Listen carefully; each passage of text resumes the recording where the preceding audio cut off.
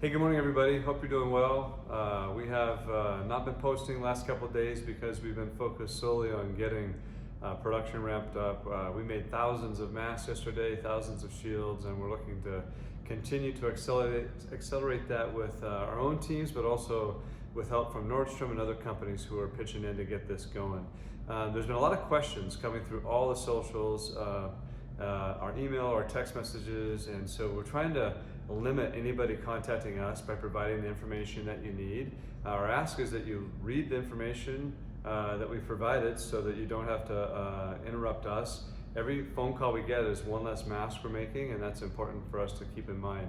The question specifically we're trying to answer with this video is, how do you get this set up in your own community? And there's three essential elements. First element is you need to have a healthcare system that actually will provide decision makers that have a need. So we have friends in Holland that have been willing to make a lot of masks, but there seems to be no need in the healthcare system. So we're going to trust that the leaders in those hospitals have found another solution. So number one, you need a healthcare system. Number two, you need some material supply.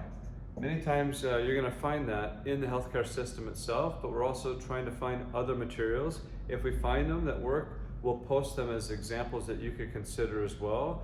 Ultimately, that design decision has to be with the healthcare system you're supporting, or you need to be working to some kind of a government standard. The third essential element is your factory.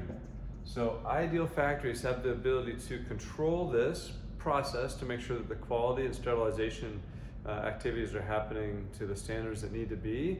And the capabilities that we have are the ability to digitally cut and sew and assemble and then ship. So hopefully this answers any questions. We really ask you to limit your questions to only after you've watched our stuff, because we think we've answered everything. And the reason we think that that's true is we have friends all over the world who are producing this. So if you don't have the ability to read the files that are out there, find a high school kid, because for sure they know how to do that.